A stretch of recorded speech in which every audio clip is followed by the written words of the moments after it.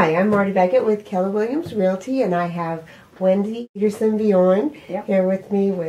You're the Executive Director of the Carver County Historical Society. Great, yes. Right.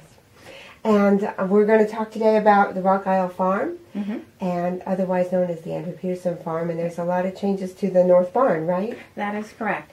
The North Barn was built about 1865, 1870, and it has had a lot of damage due to storms and such. So over the last couple of years, we have been working to restore the barn, and we just finished the foundation last spring. Now, the next thing that we were doing, we were putting together a whole bunch of wood and things, getting prepared for the construction phase this spring. So hopefully within a year, by this time next year, that barn will be totally reconstructed. At that point, we'll be putting an interpretive educational center into the building. We have a lot of people who visit there and who want to come and visit there, but we really don't and never have had a place where people can look at a display.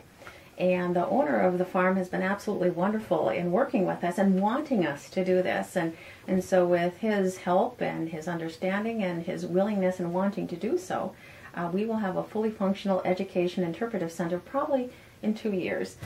So we can bring school kids out there, and we can book programs and all kinds of wonderful things. The interpretive center will cover Andrew Petersen, the history of and what he has done, and of course, very, very important to Carver County, the rural history, and the rural history in Carver County as well. And Andrew Petersen worked with his apples, and of course it was the Scandia Baptist Church, and of course just the Swedish immigration and immigration in general to Carver County, which is very important to everybody who moves here. Exactly. Well, that's great. What other things are going on in the Historical Society coming up? Oh, goodness. Coming up in March, we have a new display. It's called Uncle Sam's New Deal. It's about the WPA, and we will be tying in connections with different WP items, Workers' Projects Administration. Okay. It's one of Uncle Sam's New Deal from the Depression era. Some of the WPA projects include the entry into the fairgrounds. You'll see a sign that says Workers' Project or Projects Administration. The name was changed. Like across the street at the school, the football field, all that landscaping was done by the WPA.